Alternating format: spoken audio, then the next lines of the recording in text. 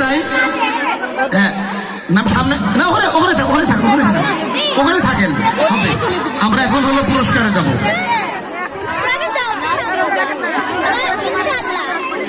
প্রথম হয়েছে নুসরাত।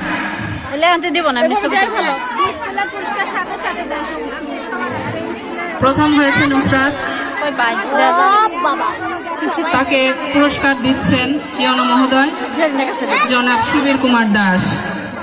আমরা করতালি দিয়ে তাদেরকে উৎসাহিত করি।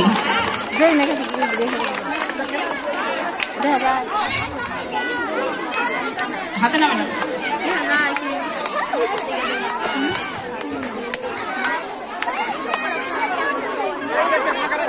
দ্বিতীয় হয়েছে আফিয়া।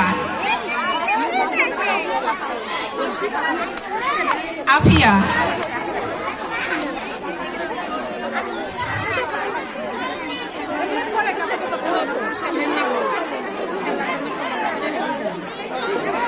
তৃতীয় হয়েছে সারা।